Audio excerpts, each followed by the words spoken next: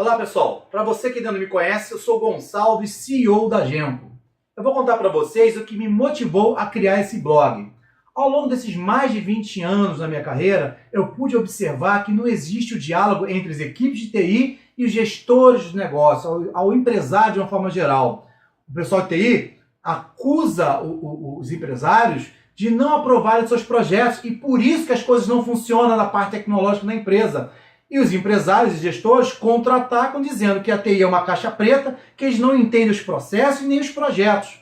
Então, o que eu vou promover entre vocês é o diálogo, é essa ponte. Então, eu garanto, você profissional de TI, se você aplicar as dicas que eu vou dar para vocês, vocês vão conseguir aprovar os seus projetos. E para você, empresário, que também continuar essa ideia toda que nós estamos aplicando aqui, vocês vão obter finalmente os resultados que vocês estavam esperando. Então eu convido todos a ficarem comigo, sejam bem-vindos ao blog Olhar Tech e um forte abraço a todos.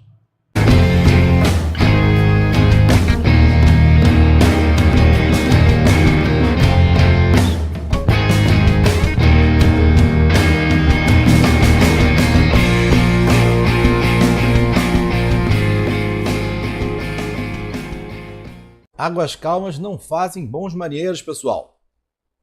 Hoje nós vamos falar aqui de uma técnica que eu criei que eu chamo de downtime e non-repudiation.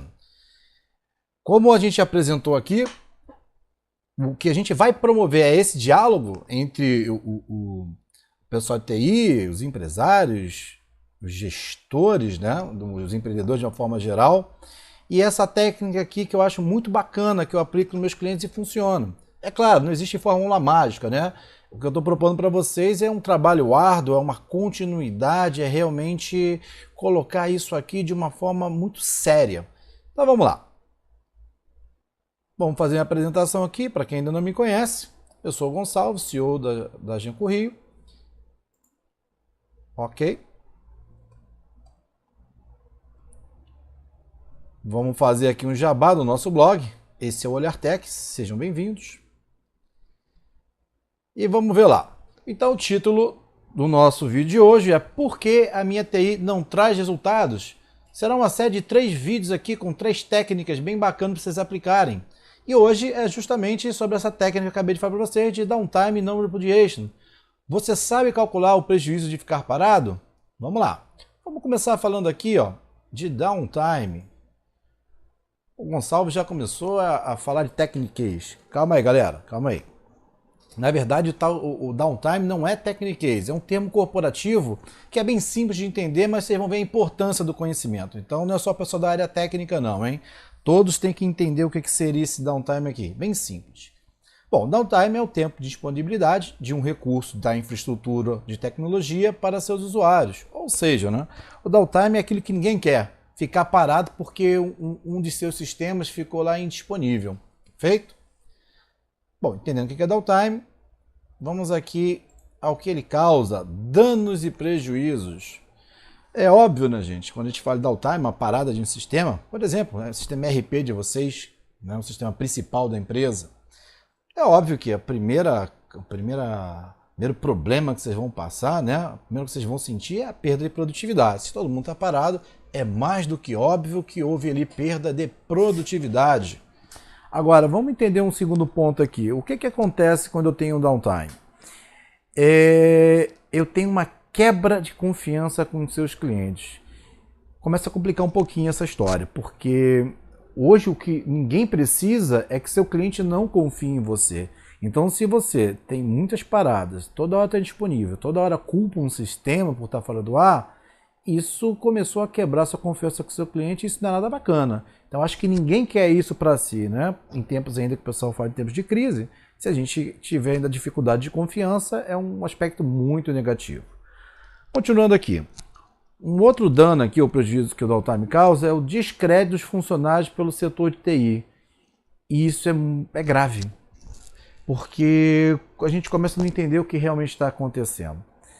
Porque imagine só, se você já está tendo problema com o seu cliente, e agora os teus funcionários, né, os teus colaboradores, né, os teus talentos da sua empresa não acreditam mais na TI, o trabalho fica muito difícil. Porque vai ter hora que realmente o problema vai ser da TI, ele não vai confiar no trabalho da TI, ele realmente vai culpar a TI da sua empresa. Lembrando, a TI é da sua empresa, então a sua empresa é que está sendo prejudicada com isso. E o problema todo não é só esse, não. Começa a criar uma série de mitos em relação à TI. Né? Então, tem problemas que acontecem, às vezes, de uma entrega de uma não produção, que o pessoal já começa a culpar automaticamente a TI e nem da TI é. Então, como que a sua empresa vai andar onde o coração dela, justamente, que o coração, né? Vamos dizer que a TI seja comparada ao sistema de veias e artérias, né? Ou seja, o que irriga a sua empresa não tem crédito, as pessoas não acreditam nisso, o que liga os departamentos, ninguém acredita. Ou seja, a gente está criando sim um problema grave, está entupindo essas artérias e as coisas estão parando e vão parar. Então tem que ter crédito a TI, a gente não pode deixar a gente cair aqui em descrédito. Mas calma que a gente vai ver que tem como recuperar a sua imagem aí na TI. E acontece um quarto passo aqui que eu acho que talvez não, gente. Com certeza é a mais crítica para o seu negócio aí. Quando todos esses downtimes aí, quando essas paradas, começam justamente a dar um dano à reputação, à sua marca a longo prazo. Recuperar a sua imagem pública em tempos de sites como Reclame Aqui, né? Em tempos de redes sociais, Facebook, LinkedIn e outras, isso corre muito rápido. Então fica difícil recuperar a sua imagem, fica difícil ter a tangibilidade de quanto isso se espalhou pela cultura da web, da sua empresa. Então a gente não pode deixar isso acontecer. Então por isso que downtime é uma coisa muito importante. Isso é só uma explicação inicial. Vamos continuar aqui com a explicação. Para você que ainda talvez não tenha entendido a ideia ou ainda esteja um pouco descrente, vamos apresentar aqui alguns cases de expressividade global. Eu tenho aqui um case do Google. Dá uma olhadinha aqui, ó. Isso é real. Olha só, o Google também tem problemas, hein? O Google ele teve um downtime que foi de 23 horas e 52 minutos até as 23 horas e 57 minutos, 16 de agosto de 2013, que parou, né, esse downtime de apenas 5 minutos, parou 40% do tráfego global. Vocês têm ideia do que é isso? Né? 40% do tráfego da internet global parar? Sua empresa está precisando lá enviar uma informação crítica naquele momento? Ou seja, tem ideia do que desconectou? De quantas pessoas isso acabou prejudicando? Então é muito grave. Então só a gente falando em tráfego aqui é uma coisa muito grave. Downtime é uma coisa muito grave. Mas vamos lá. Tem outro case aqui também. Da Amazon. A da Amazon aqui ela já consegue monetizar esse prejuízo. Então a Amazon ela ficou parada por 49 minutos. Tá? E 49 minutos da Amazon custou nada mais nada menos do que alguma coisa próxima aos 5 milhões de dólares. Olha quanto dinheiro foi perdido nesse downtime aí.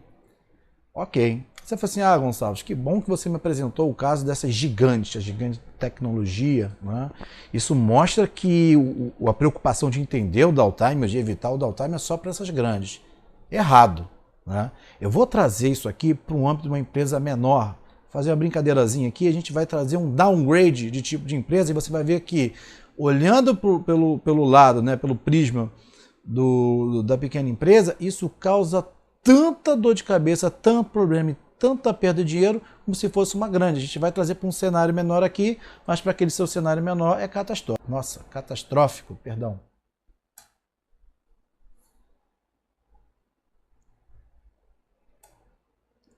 Vamos lá. Vamos aprender aqui a calcular o downtime. Pegando um cenário simples, vamos pensar o seguinte aqui. Uma empresa menor, foi solicitado um investimento para a compra de um servidor, e vamos dizer que a diretoria dessa empresa negou a compra de servidor. O preço dele era de aproximadamente R$20 mil, e o faturamento dessa empresa beira lá os 160 mil mensais. Tendo aqui um número de 30 usuários, vamos imaginar o seguinte incidente. O servidor queimou, deixou de funcionar. O motivo foi porque foi excedida a vida útil. Então, normalmente, o pessoal de TI já vai avisando, ó, a gente precisa comprar um novo servidor, porque a vida útil se excedeu, provavelmente o servidor vai parar, a gente tem como precisar quando ele vai parar ou não, e mesmo assim foi negado. E vamos dizer que esse ambiente aqui, eu tinha aqui um complexador muito peculiar. A infra já estava subdimensionada. Vamos traduzir isso. Ou seja, você já tinha pouco servidor lá, quiçá um servidor, né? E eu já tinha muitos serviços rodando nesse servidor. Na verdade, eu já deveria ter distribuído serviços, softwares, aplicações entre outros servidores, justamente para equacionar. Ou seja, eu já estava realmente forçando muito a barra utilizando um único servidor. Um exemplo. Então, o que acontece? Eu já tinha lá uma lentidão, eu já tinha assim, muita coisa rodando naquele servidor. O ambiente já era um ambiente propício a quando parasse a ter grandes problemas. E vamos lá, aconteceu. Teve essa parada. 30 horas. Vamos imaginar que nesse cenário aqui foram 30 horas de parada.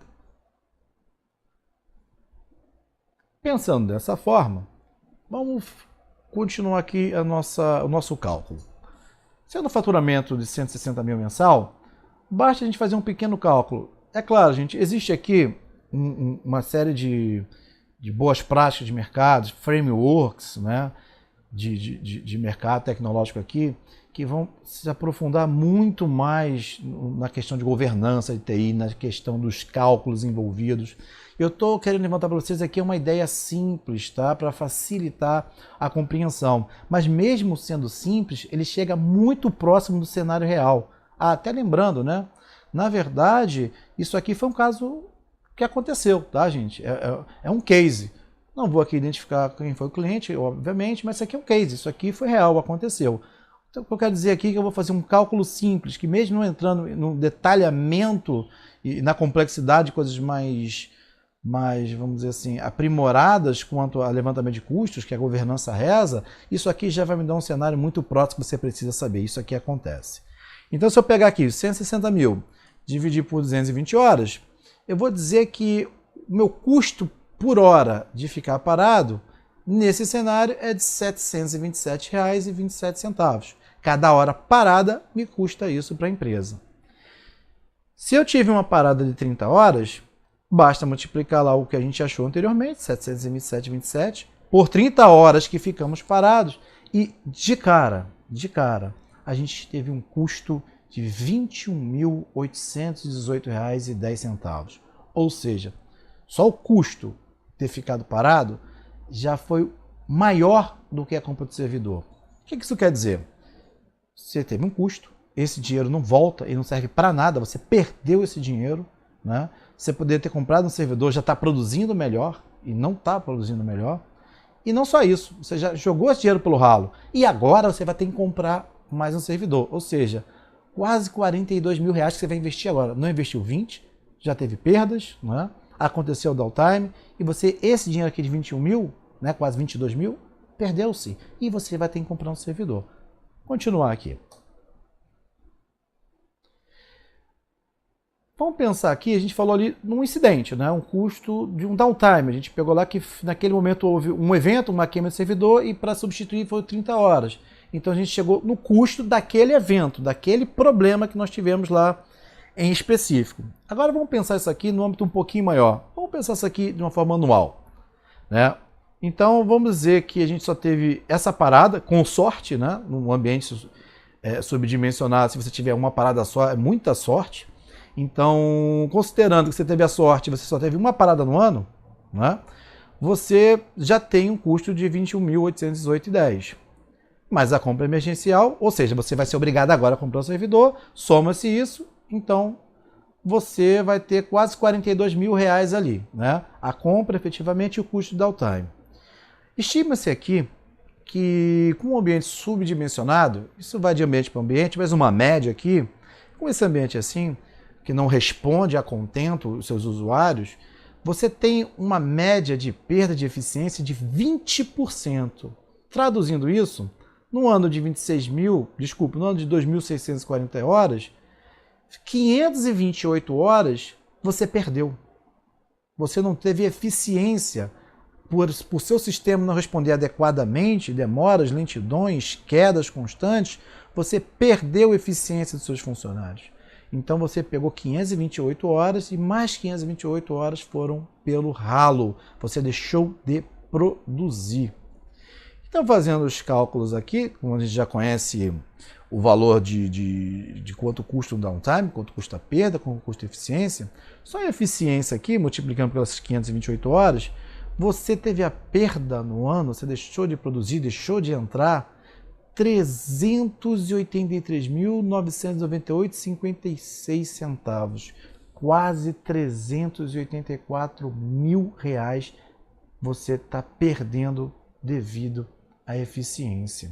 Tá? Isso aqui eu não estou entrando nem nos detalhes que se você tiver que fazer uma entrega de alguma coisa a um cliente, você vai ter que pagar hora extra, vai ter outros custos indiretos, vai ter adicional noturno e uma série de outros que vão aparecer aí. Eu nem estou considerando isso, mas só esse cenário simples aqui, um cálculo simples, já me mostra aqui que anualmente, com a falta de investimento, somando tudo isso aqui, você teve aqui um valor de R$ 425.816,66. Ou seja, um valor exorbitante com a falta de investimento. Então, para pensar aqui, você aceita isso? Você TI, você empresário, dono do seu negócio, empreendedor? Isso aqui é aceitável? Eu não acho aceitável, não. Então, por causa de 20 mil reais, você está perdendo agora mais de 425 mil. Então, pensem direitinho. Vocês têm que fazer cálculos, sim. Vocês têm que conhecer o seu negócio. Então, eu acho que fica claro para todo mundo aqui a justificativa de por que não devemos ter um downtime, por que devemos investir. Se você pega aqui só a metade para esses 425 mil reais aqui, né, investe na sua empresa, cara, o avanço tecnológico que você vai trazer, né, você não vai ter perda, você não está pegando dinheiro jogando fora, você vai ter um investimento, o seu negócio vai não só melhorar tecnologicamente, mas seu negócio vai valorizar. Se você quiser investir, que eu acho bacana investir. Mas eu acho que agora todo mundo vai se questionar, eu acho que estou ajudando todos a entender o que a falta de míseros 20 mil reais pode acontecer. Então está mais do que justificado por que a gente deveria ter comprado aquele servidor lá.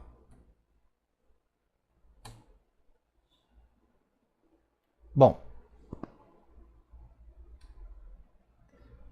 isso aqui talvez seja a parte que vai fechar a compreensão dessa ideia, né? Agora você sabe como justificar para o seu diretor lá o custo de downtime, né? Vocês estão mostrando para eles o que vai acontecer se ele não investir. Mas nada disso serve se for apenas dito, né? Eu tenho que oficializar isso. Oficializar para que as duas partes estejam cientes disso. Isso é bom para a TI e isso é bom para o empresário, né? Inclusive o empresário pode cobrar, né? O diretor pode cobrar depois da sua TI por que não foi feito. Então, oficializando isso aqui, você está dando segurança às duas partes envolvidas. Então, para ter validade, deve ser informado por um relatório, né? Deve ser formalizado um relatório, protocolado em algum sistema que possua rastreio. Ou seja, isso tem que ficar guardado em algum lugar. Se eu quiser buscar depois, eu tenho como buscar isso aqui e provar que foi dito. E distribuído a todos os interessados que deverão assinar a ciência. Ou seja, eu vou tornar isso sério, né? Eu vou tornar isso um processo validado aqui e com ciência para todos. Assim, ninguém vai poder dizer assim, ah, não sabia. Todos vão saber o que está acontecendo. Todos já vão saber o porquê que um prejuízo veio alto e já foi dito lá atrás que tinha que ter um investimento, tá? O ideal para isso é convocar uma reunião para esse fim. Você tem que convocar uma reunião, tem que colocar na mesa. Eu acho que tem que trazer os diretores. Às vezes tem diretores, empresas que possuem diretores de tecnologia, ótimo. Mas eu acho que até os próprios diretores de tecnologia têm que trazer os outros diretores das outras áreas. Porque isso não é um problema de tecnologia. Isso aqui é um problema de todos, né? E todos vão ser afetados.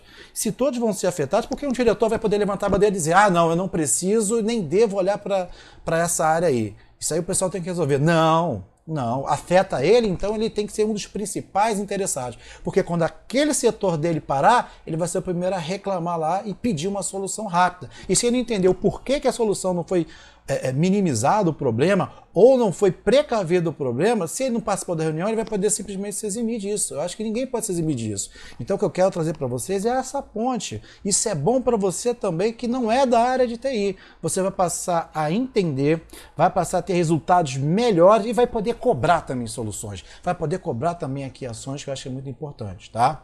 Agora, gente, detalhe o máximo desse relatório. O mínimo que a gente pode ter aqui é uma defesa do porquê da aquisição desse equipamento de serviço.